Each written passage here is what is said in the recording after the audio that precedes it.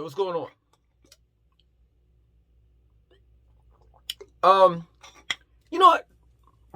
The saying, it goes like this: you can take a ninja out of the hood, but you can't take the hood out of the ninja. And it's true. You know what I'm saying? For the most part, I think that we should use that hood type of mentality as a defensive mechanism when we move into white suburbia. And I'll explain it. Hold on. Let me give you a little, bio of where I come from. So I was born in Brooklyn, New York. You know what I'm saying? My mother and my father met each other in Tompkins Projects, and they had me. Make the long story short, we moved several different places throughout Brooklyn. One of them being, if you want to Google it, a 39, a lot place. You know what I'm saying? I lived in the Flatlands at that time.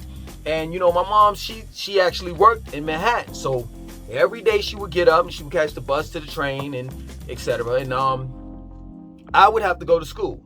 You know what I'm saying? I went to PS 119 and PS 208, right? So as a kid, I was walking to school by myself. Here I am 5, 6, 7, 8, 9, 10 years old, and I'm walking to school. Of course, you have, your peers, that are walking to school with you, and they telling you, yo, let's play hooky. That's what we called it, skipping school. Let's play hooky. Let's go to the bodegas, play, video games like Frogger. That's how old I am. Frogger, Donkey Kong Jr., Miss Pac-Man, Galaga, Pac-Man, Jungle Hunt.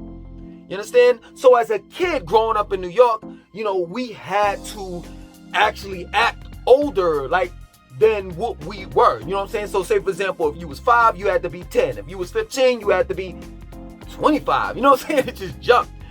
So as a kid, I had this type of hood type of mentality, so to speak. You know what I'm saying?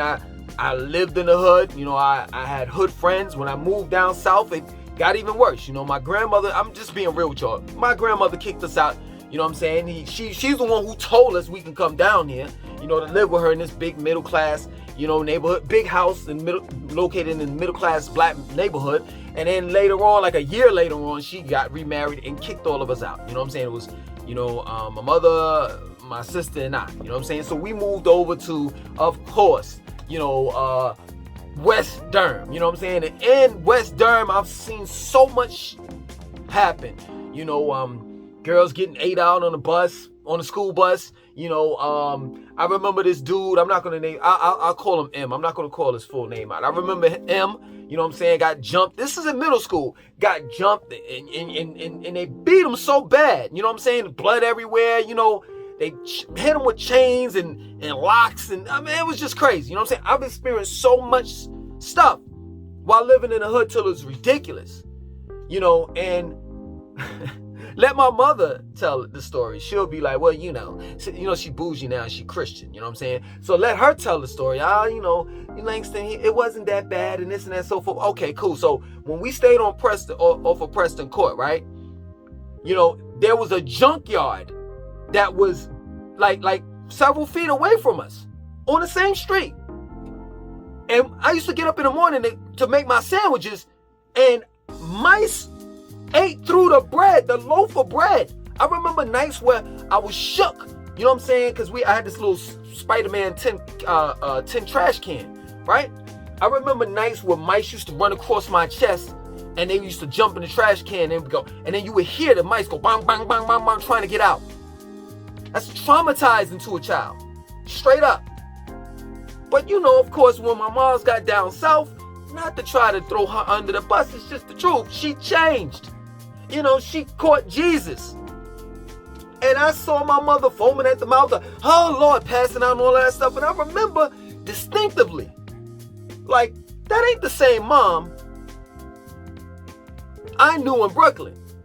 When she came home from the PTA meetings, talking about something, get in there because your ass is grass. I'm going to beat your ass tonight.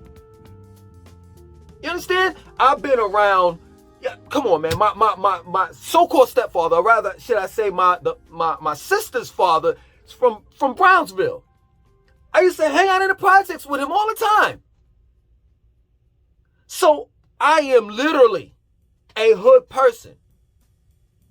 It wasn't until I went to Jordan High School, located in Durham, North Carolina. I ran away.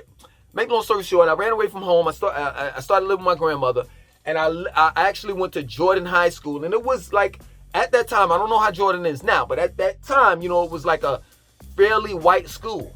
That's when I started to, like, you know, read and, you know, plays like Macbeth, you know, books like The Crucible, Beowulf, the Iliad, and, you know, To Kill a Mockingbird. What else? What's the other one? I forgot the name of it. Lord of the Flies. And the Scarlet Letter. The list goes on of books that I used to read. You understand? It wasn't until then I started to see a different world. Right? But then, of course, you know, after I dropped out of high school, you know, I went back to the hood. And as of recent, you know what I'm saying? No lie. I'm actually staying or living in white suburbia. And I can tell you that one thing that you don't want to do when you move in white suburbia or just suburban period, you know what I'm saying? You know, I don't want to make this a racist thing, you know what I'm saying? But one thing as a black man and a black woman that's coming from the hood that you don't want to do is drop the hood mentality. Now, in some cases, you know what I'm saying? Come on, we got to critique it a little bit. You know, you got to leave your pork skins and your pig feet behind. You got to leave that car that, you know, you had sitting on 10 bricks. And I ain't talking about drugs. I'm talking about literally bricks. Because there wasn't no wheels, you know, no tires on it. You got to leave that at home. So some of the mentality, hood mentality that is, you have to leave that in the hood. But I'm talking about that animalistic, logical mentality. That zero patience for the fuckery type of mentality. You got to bring that with you. You got to bring that with you. You can never put your guard down. Straight up. You remember you used to be in a hood. When you used to be in a hood, you had that, what they call it. I always chop this word up. Panoramic view. That 360 view. You had to watch your front, your left, your right, and your back. Don't give that up. Don't give that up when you move to white suburbia. You're going to need that. Because what I've learned, like dealing with living in the hood and living in suburbia, is that they're two different beasts. And in the hood, let me tell you something in the hood. This is the good thing, the positive thing about the hood. As you young folks may say, your ops, you can see them. You can see them. And one of the reasons why you can see them is because of the fact that they'll let you know that they got a problem with you. You understand? But in the suburban area, they'll smile in your face. They'll giggle. They'll laugh with you. You ask to borrow some sugar, something like that, they'll give you the sugar, the cake, whatever. You know what I'm saying? In other words, you may think that they're the nicest people on the planet. I'm talking about white and black. This is not a racist thing. At the same time they'll do that, they'll stab you right in the back. And I don't mean a literal stab you in the back. I'm talking about, like, you know, they'll talk about you. Talk about your kids and talk about, you know, your husband or what you had on and all the rest of that. Let me tell you something. This is what I learned. Well, being in, you know, suburbia. You know what I'm saying? That at the end of the day, the church members are worse. Far more worse than the hood people. I don't want to say, you know, ninjas. I'll say that. Far more worse. You know, you go into church and you trying to praise God. You trying to count, you know, get your blessings. You know, you paid your 10%, your tithe, and all the rest of that stuff. You know, you just want to go to church and scream out, "Oh Lord, thank you, Jesus," and pass out. And that's it. Go home, you know what I'm saying, have Sunday dinner and eat, I said Sunday dinner and watch the football game. That's all you want to do. But I'm telling you, that's not where it stops. Don't stop there. You know what I'm saying? Church members will talk about you like a dog. Like as if you were a dog. So that's one thing that I've learned while living in suburbia. You know what I'm saying? That all this, oh, we're together and it's perfect harmony. And they call like where I live at, these areas communities. It ain't no community. It's nobody communicating in the communities. For real. I don't know. I really don't know my next door neighbor like that. And neither does my next door neighbor know me. And at the end of the day, to be real with you, we don't even care to know one another. At least in the hood, if something happens, like straight up, if something happens, we all stick together. Yeah, true indeed, the hood is foul, you know. We literally stab one another in the back. But if we really, really need one another, we can depend on one another. And you know that. But here in suburbia, it's all for self. It's all about individualism. There's no community into that. You know what I'm saying? Like, we got a community pool. You know what I'm saying? The HOA, which is the police to these communities. You know what I'm saying? If you know, I don't believe in God, but for the sake of the conversation, you know, God forbid if you allow your grass to grow an extra inch. You know what I'm saying? HOA quick to send you an email or a letter in the mail. Oh, well, you need to cut your grass. Like one year, I'm not lying, the back of the yard, right? So this is not my house. I'm renting a house, right? America's Home for Rent owns this house, right? When I first got here, the back of the yard was like bare. It was kind of like a guy like that had a bald, like your hair is receding and just now going bald, right? That's how it was. It was just patches of grass. I'm sitting there like, I'm not taking care of that. This is not my house. And I walked into this like that, right? Why HOA get in contact with me? Talking about yo, you need to do something with that grass. You need to put some seeds down or whatever because it doesn't look presentable. I'm like, well, you need to contact Americans Home for Rent because I'm not doing that. I'm not doing that. But we have a community pool, you know, in the HOA, they, you know, every now and then they have this little area where they say, well, you know, all of us could come and eat. You know, you're paying $400 or $500, you know, to the HOA for, you know, every year just to go to a community pool where it's nothing but 5 foot deep. You understand? And then it's not year round.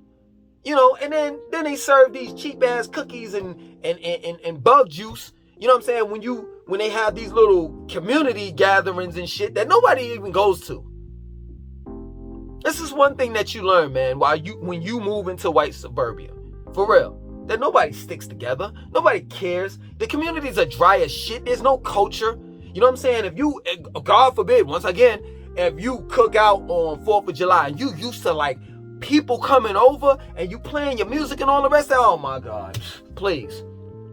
You have somebody knocking on your door. Excuse me, can you quiet that down a little bit? And you know, I mean, I understand that it's a party and it's a cookout and it is a 4th of July and our Labor Day weekend, but could you, man, please with that. The music's already turned down. What are you talking about? It's not even that loud. But this is what you have to deal with. This is what you have to deal with. And people will test you all day, every day, whether you at your workplace, whether you in, you know, Whole's Food. I got tested the other day. You know what I'm saying? I told you all about this. I ain't gonna let that down. I've never had a grown ass man try to talk to me. Ever. But this is what you get when you go into their stores. Whole's Food, for example. Let me tell you something. This is real. You can't be nice in white suburbia. You can't. Your guard always has to be up and you always have to be on point because they will test you and you'll never see it coming. Like, yo, I'm not lying. When I first moved out here, you know, like, I didn't get out of the hood like that until I had my first child, until I got with the mother of my children. And then, you know, she was like, she was kind of bougie, you know what I'm saying? I'm like, yo, I could stay in the hood, you know what I'm saying? The hood rent is like $500. Yo, at the time I was paying, this is a couple years back, I was living in Raleigh, North Carolina. At the time I was paying like $600 a month. And the apartment wasn't that great, you know what I'm saying? It was called Bradford Greens, if I'm not mistaken. Located off of Wake Forest Road, I can't even remember. But it was called Bradford Greens because it's where several years ago, where the troops or the army, you know, it used to be wherever they stayed at. I forgot what they called it, brigade or something like that. I forgot, right? Excuse me for my ignorance. But wherever the army people stayed at, you know what I'm saying? So they wind up turning them into apartments, right? And it was so comfortable, man. You know what I'm saying? I knew my next door neighbor. When we had cookouts and parties and stuff, we could party and we could dance. And the little clubhouse was like right there. It was perfect. I was fine with living there. Oh, she wanted to live way out. If you're familiar with Raleigh, North Carolina, way out where they built that new mall at. Or the other place we lived at was Old Raleigh, right, not too far. Like, I'm serious, like you could bike from Old Raleigh to what's that Crabtree Mall. So these are the areas that she wanted to stay in Raleigh. I was quite content with living in the hood, so to speak. You know what I'm saying? Selling my CDs and movies and all that stuff off of Pool Road. If you all are familiar with that area. You know what I'm saying? So we moved, make a long story short, we moved out of the hood, and then we moved here to Charlotte, and we stayed off of WT Harris, and now we stay in Still Creek, and then all we hear is like the crickets, and I could wear flip-flops and do things and have a certain type of state of mind that I didn't have in the hood. So I was like, wow, if I could wear flip-flops and just be me, you know what I'm saying? Like, now it's, acceptable, but years back, my man couldn't wear pink. Well, now I can wear pink and flip-flops, and I'm not feminine like that. I'm just saying. I'm all man. You know what I'm saying? I'm just saying, like, I could do all of this stuff. My guards were down. I was like, well, shit, no need to have that hood mentality. Because ain't nobody going to test me out here. Nothing's going to happen and this and that and so forth. And ever since then, I've been tested. Now, nah, it ain't to the side. It's this. That's where I'm at right now. And I'm looking around. That's where I'm at right now. Like, I'm acting as if I'm in the hood. Because at the end of the day, straight up, this is real talk. White Suburbia is more hood than the hood itself. Straight up. Corporate America is more cutthroat than the people that's out on the street in the corners. And that's real talk. Ain't no love in these communities. Ain't no care in these communities. Let my car break down and see how many people come to assist me. But I can tell you what, in the hood, your car break down, and I'm being real. Like, straight up, I'm talking about like back in the days it used to be like that. Now it's crazy. But in the hood, when your car broke down, I don't care if you a man, woman, white, black, or whatever, somebody will definitely stop and say, yo, you all right? You need some help? Straight up. So yeah, man, I'm not telling you all to stay in the hood. Of course, man, the hood is just so dilapidated. It's depressing. But what I'm saying is, take what you learn from the hood. And when you move into white suburbia or just a suburban area, whatever, don't drop it. Don't drop it. Keep that eye open.